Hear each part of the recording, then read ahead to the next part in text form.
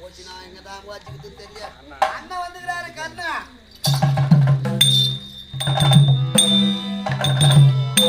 ஏதா போச்சு மகாராஜா. என்ன உங்க தம்பி ரயில்வே டிபார்ட்மெண்ட்ல வேலை செஞ்சாரா? ஏண்டா ரயில் வரல பொடி காப்பாங்க அந்த மாதிரி காட்டுறாங்க. போடா டேய். என்னன்னு சொல்ல போய் அண்ணன் கண்ண மகாராஜா வந்திருக்காருன்னா. ஆமா அப்படியே வாய் பேச்சு கிடையாது. என்ன செய்வது? ஆமா இப்படிதான் கை தம்பி துரியோதனன் எப்பேர்பட்ட சேனைகளை வரி எடுத்திருக்கிறான். ஆமா 11,000 சேனை வரி எடுத்திருக்கிறான். பாத்தாளாக பிரம்மாச்சாரியோ என்ன செய்வது? சரவண சார்ந்து கிடக்கிறார். ஆமா துரோணாச்சாரி இறந்து விட்டார். இத்தனை சேனைகளை நம்மை விட்டு போய் விட்டது. இப்படிப்பட்ட சேனைகள் அனைத்து போன பின்பு ஒண்டி மரமாக நிற்கிறோம் என்று என்னுடைய தம்பி துரியோதனுக்கு வாய் பேச மனம் இல்ல. கை ஜாட காட்டுறான். தைரியமா அதனால போய் நான் போயிட்டு ஒரு வார்த்தை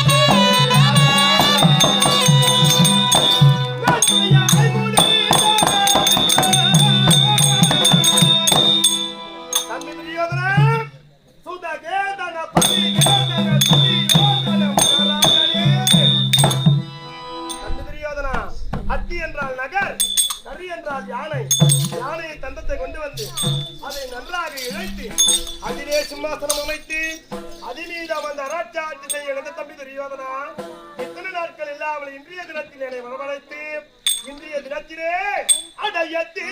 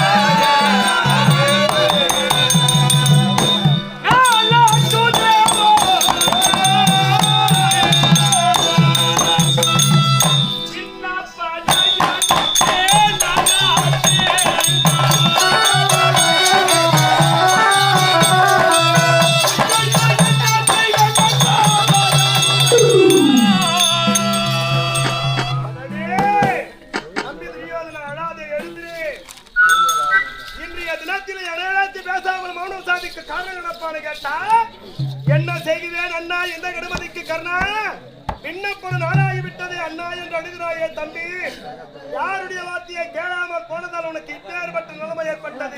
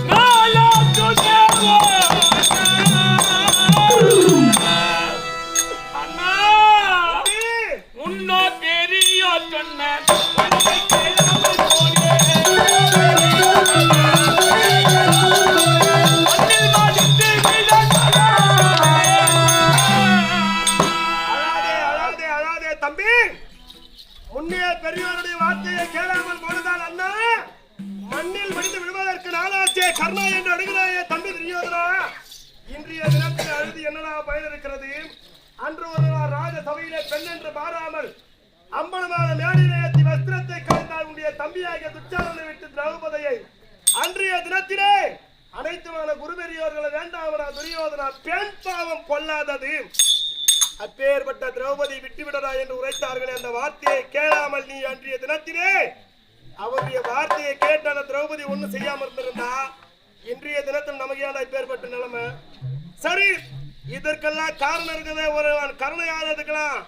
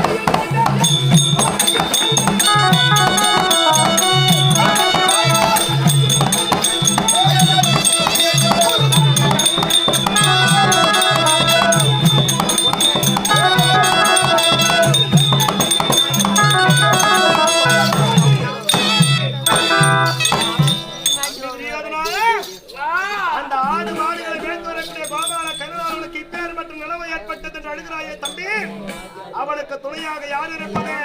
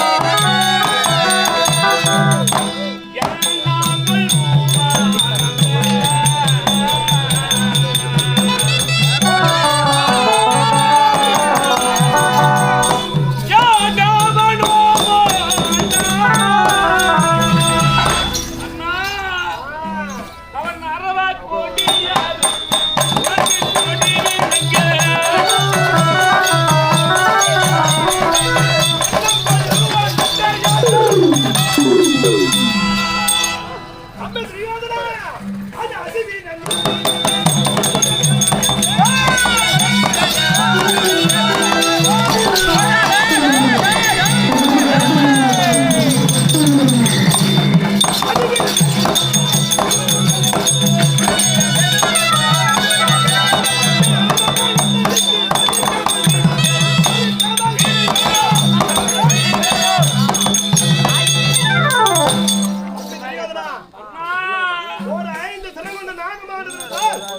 அதிலே நடுசிற சேர்த்து விட்டால் மற்ற இருக்க நான் உனக்கு தனக்குத்தானே உயிர்வடியும். அதை போல் 5 சிறப்பால் பிறந்தவர் பாண்டவர். அதிலே நடுவானாகிய அர்ஜுனனை நான் கொண்டு விட்டால் அண்ணன் இருந்தான் என்று தம்பிரப்பா, தம்பி இருந்தான் என்று அண்ணனப்பா. யாரும் இருக்காஞ்சப்பா, இன்னும் யாரும் நினைச்சிருக்காங்களா?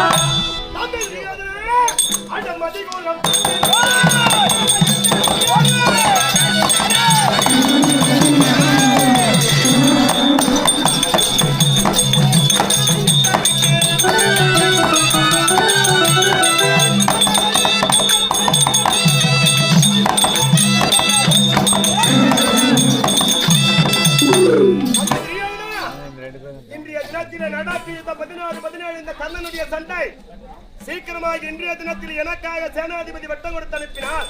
நான் சென்று அந்த அர்ஜுனனை கொண்டு வருகிறேன். சீக்கிரமாக சேனாதிபதி வட்டம் கொடுத்து எனக்காக அனுப்புவார். ஐயோ என்னுடன் அரசு செய்யும்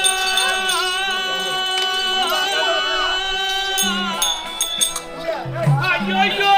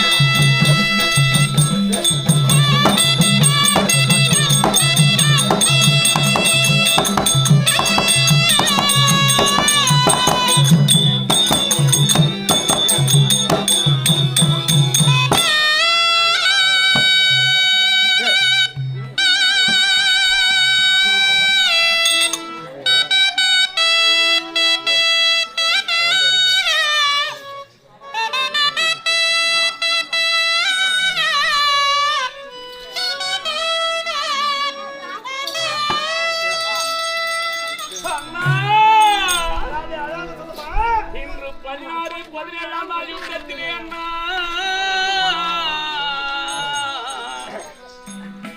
இன்றைய தினத்தில் எனக்கு வெற்றி தேடி தருவது உண்மை என்றால் அண்ணா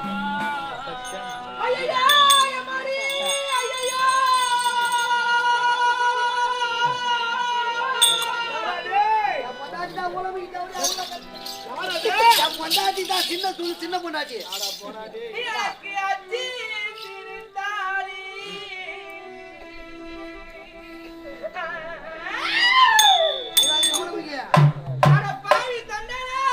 என்ன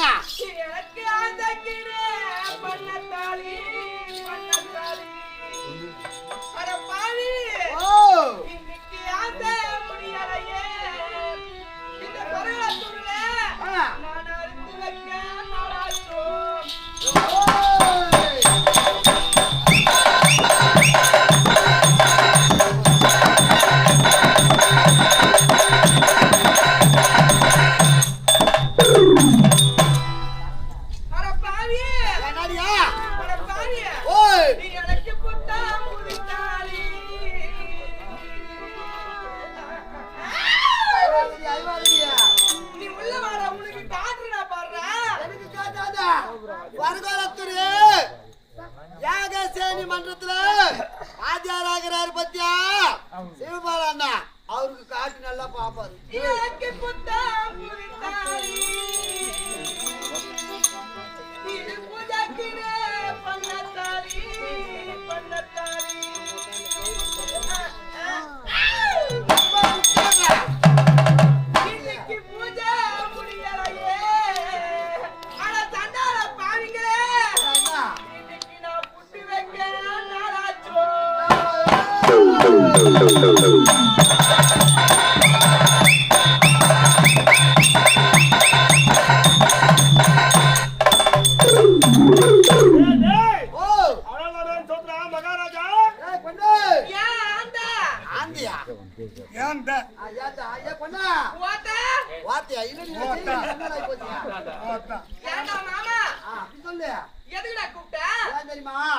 இன்றைய தினத்திலே பெரிய மகாராஜா சின்ன மகாராஜா கிட்ட இருந்து மனைய வாங்கிட்டு சாண்டை குடிக்க போறாரு. எதுக்கு போறாரு? சாண்டை குடிக்கும். சண்டை சேர்த்துக்கு அதுக்குள்ள எதை வாங்கிட்டு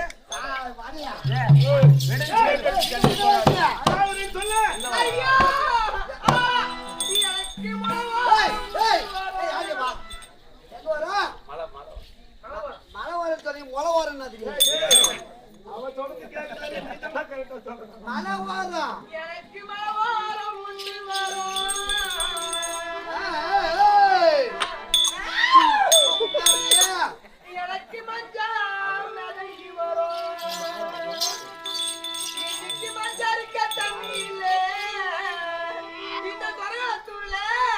தண்ணில மூத்தத்து விட்டாரியா இன்னைக்கு மார்பாடு பார் யாரும் இல்லை.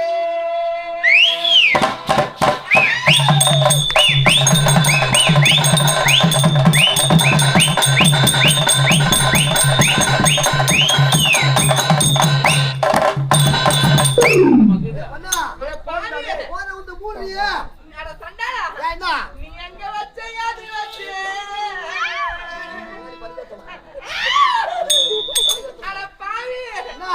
இன்னைக்கு 8 மணில இருந்து 8 மணிக்கு வந்துட்டா இந்த ஸ்கூலுக்கு நடுவுல ஆமா ஒரு முத்தரத்தை பேசி வச்சே முத்தரத்தை பேசி வச்சே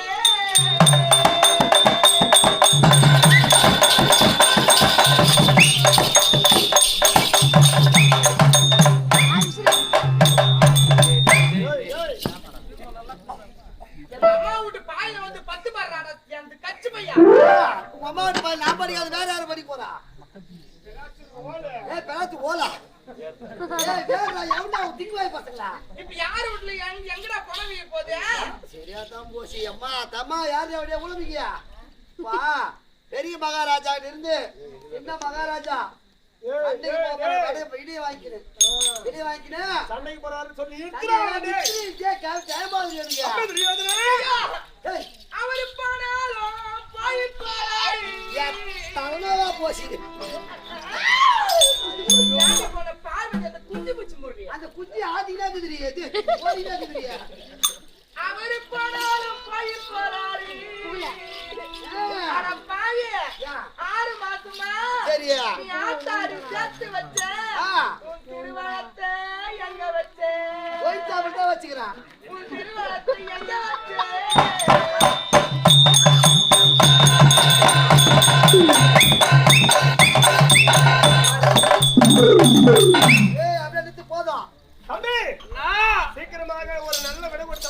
இன்றைய தினத்தில் எனக்காக நீ நடுவலம் சென்றனா வெற்றியை தேடி தருவது உண்மை என்றால் சொல்லு இந்த தினத்தில் வெற்றியை தேடி தருவது உண்மை என்றால் நீயும் போ.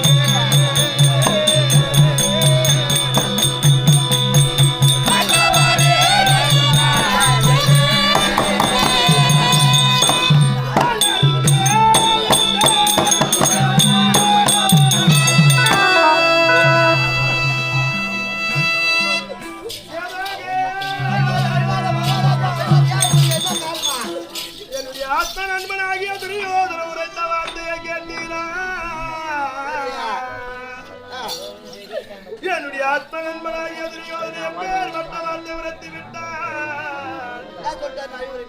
இன்றைய தினத்திலே 16 யுத்தத்திற்காக என்னை போய் வா என்று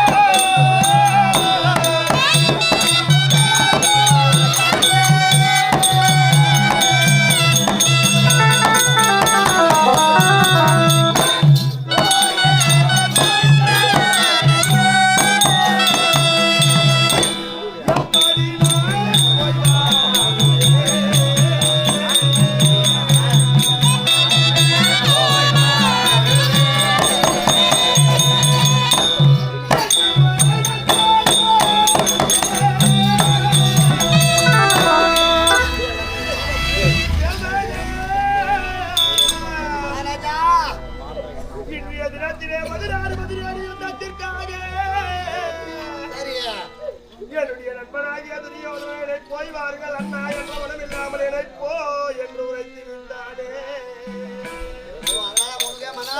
அவன் உரைத்த வார்த்தையை கேட்டு இன்றைய தினத்திலே ரணகள சென்றார். செல்லக்கூடிய இடத்திலே வரக்கூடிய எதிரியா அவன் விடக்கூடிய பானத்தா எனக்கு எந்த கேதி வருமோ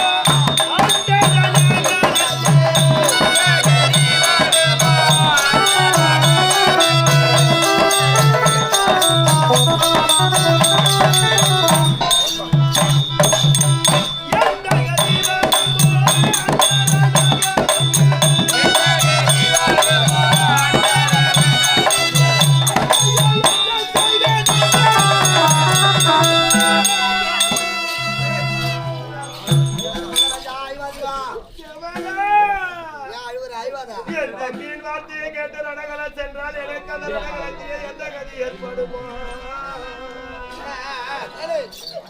என்று என்னுடைய மனமானது அல்லல் படுகிறது. ஓ ரணகள போனா உங்களுக்கு என்ன ஆகும்னு பயப்படுறீங்க? அப்ப நான் சொல்றபடி கேள மகாராஜா. எப்படி கூட ஒண்ணு கெட்டு போல ரணகள போலதான் இதெல்லாம் நடக்க போகுது. ஆனா நம்ம சொல்றபடி கேளு.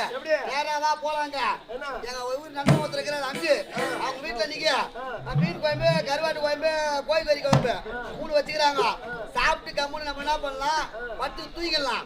அதனால நமக்கு எதுவும் நடக்காது. நமக்கு போனதாலும் இதெல்லாம் நடக்க போகுது.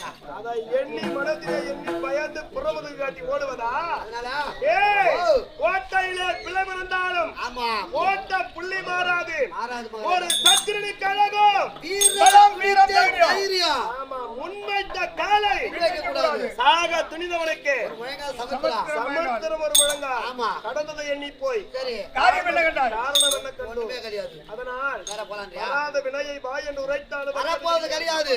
வந்த வினையை போ என்று உரைத்தாலும் போவது கிடையாது. நம்ம தலையில நம்முடைய சிரத்திலே அயனாகிய பிரம்மதேவன் எவ்வண்ணம் எழுதியிருக்கிறானோ அதை அனைத்து அனுபவிச்சுதான் ஆகணும்.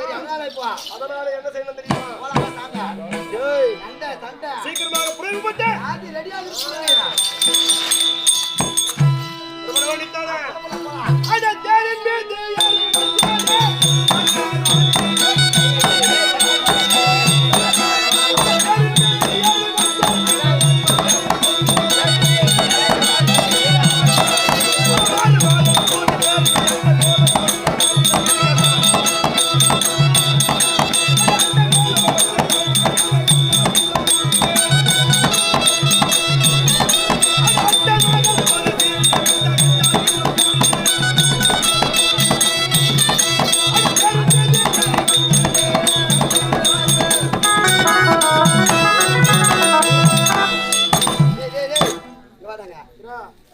குதிரை ஓட்டுறான்னா என்னடா பண்ற? குதிரை எங்கடா போகுது?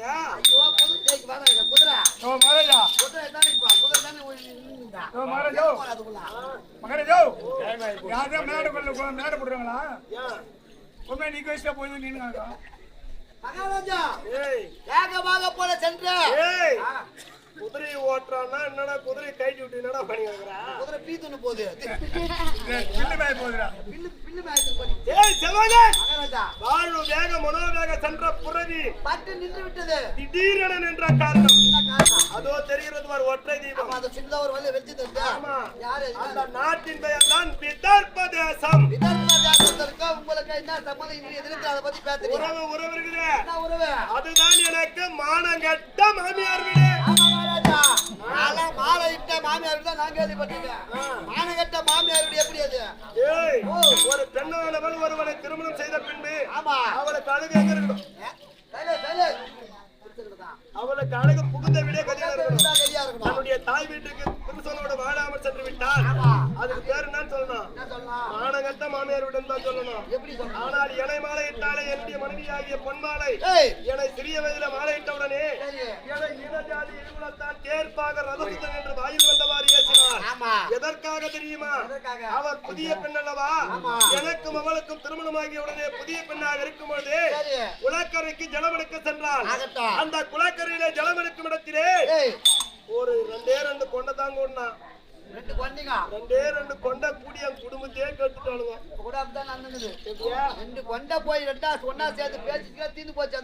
ஆமா ஆமா, எந்த குடும்பம் நல்லா இருக்குதுன்னு கரெக்டா பாத்துருப்பான். நம்ம குடும்பம் எப்படியா? நம்ம குடும்பம் அப்படி இரண்டு பெண்களிலே ஒருவரை பார்த்து ஒருவர் கேட்டாளா? இதோ புதிதாக குளக்கரைக்கு ஜலவெடுக்கும் ஒரு பெண் யார் என்று ஒருவரை பார்த்து ஒருவர் கேட்க அதற்கு ஒருவர் என்ன உரைத்தாளா? இவள் தானே ஒரு நாட்டு மன்னனுக்கு மகளாக பிறந்து கேவலமற்ற இழுகுலத்தானை வாழையிட்டுக் கொண்டார். இவளெல்லாம் ஒரு பெண்ணா என்று முகத்திலே காரி துப்பினார்களா? என்னுடைய மனைவி வந்தது கோபம். அன்றைய தினத்திலே ராஜசபையிலே நம்முடைய கணவருடைய கழுத்திலே மாலையிடும் தருணத்திலே அனைத்துமான ராஜராஜாக்களை கை கொட்டி நகைத்தார்கள். ஒரு பெண்ணை பார்த்து ஆடவர்கள் நகைத்தால நகைக்கலாம், ஆனால் ஒரு பெண்ணை பார்த்து பெண்களை நகைக்கும் வாழ்க்கை தாங்க முடியாது. நம்ம வாழ்ந்தால் என்ன, வாழா வெட்டியா போன என்ன? அப்படி என்று அதே இடத்துல என்னுடைய மனைவியாகிய பொன்மாலையானவள் குடத்தை உடைச்சிட்டு அப்பவே தாய்விட்டு போயிட்டா. போனவள நானும் வாடினு கூப்பிடல.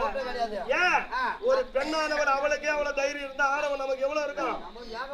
அப்படி என்று அவளை நான் சென்று அடைக்கவில்லை. இன்றைய தினத்திலே 16-17 யுத்தத்திற்காக என்னுடைய தம்பியாகிய துரியோதனிடத்தில் விடைபெறலாம் என்று சென்றார். தம்பியாகிய துரியோதனன் போய் வாருங்கள் அண்ணா என்ற மனமில்லாமல் போய் என்று உரைத்து விட்டான். இந்த புறத்திலே மனவேதனையோடு ரதமேறி சென்றேன். ஆனால் செல்லு வழியிலே ஆனால் என்னுடைய மாமியார் வீட்டை கண்டேன். என்ன செய்வேன் இறைவா?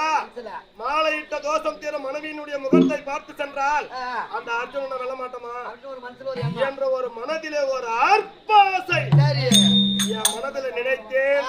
நான் மனதிலே நினைத்த உடனே வாழ்வு வேகம் சென்றக்கூடிய புறவியானது அப்படி இருக்க ஒரு அரசனை பார்ப்பதா இருந்தா யாரை பார்க்கணும்? மந்திரி பார்க்கணும். அரசனை பார்ப்பதா இருந்தா அமைச்சரை பார்க்கணும். ஒரு ராணியை பார்ப்பதா இருந்தா தோய் பெண்கள் இருப்பாங்க. அதனால் எனக்கு என்னுடைய மனைவியாக பொன்மாலைக்கு திருமணமாகும் பொழுது சிறிய குழந்தையாக இருந்தால் தோழிகள் இப்பொழுது வளர்ந்து ஒரு பருவம் வயதாக இருப்பார். அதனால சென்று அவர் எதுவும் இடம் கூட பண்ணாத. அதனால சீக்கிரம் சென்று தோழிகளை எடுத்து வா.